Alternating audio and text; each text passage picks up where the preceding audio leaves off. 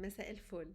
انا دايما عايزاكم تفتكروا ان احنا هنا في زنبليطة فت عشان نشجع بعض ونتونس ببعض ونبني مع بعض اسلوب حياة صحية، وعشان الاقي وقت لنفسي ولو بسيط في اليوم اهتم فيه بنفسي بصحتي الجسدية والنفسية ودايما اكون مبسوطة. وعلى فكرة بقى، زنبليطة فت مش مركز تخسيس ولا ابليكيشن للتمارين اونلاين، هو اكتر من كده بكتير. هو كوميونيتي للاهتمام بنفسي من كل الجوانب، وكل حاجة فيه من التغذية للكلاسز للورش مبنية على المبدأ ده. فالرقص مثلا مش بس بيساعد الجسم على الحرق، لا ده له تأثير كبير جدا على الجانب النفسي. وكمان اليوجا نفس القصة، مش بس بتشد الجسم وبتساعد على الحرق وبتعمل ريلاكسيشن، لا دي برضو لها تأثير كبير على الجانب النفسي. ده غير بقى طبعا ورش الاسترخاء بالفن اللي هي معمولة مخصوص علشان تساعدنا ننام نوم عميق ونسترخي ونريلاكس. بصي بقى يا ستي، احنا فعلا بنعمل زنبليطة جوه زنبليطة فت،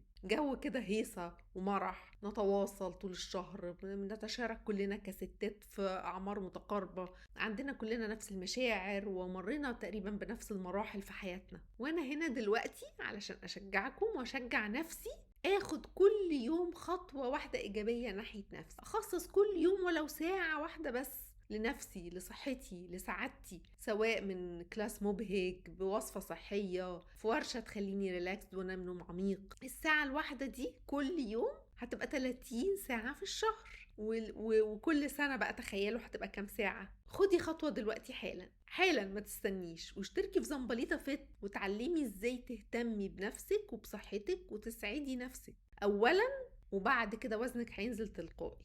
يلا خدوا الخطوة دي، اشتركي من اللينك اللي تحت في البيج.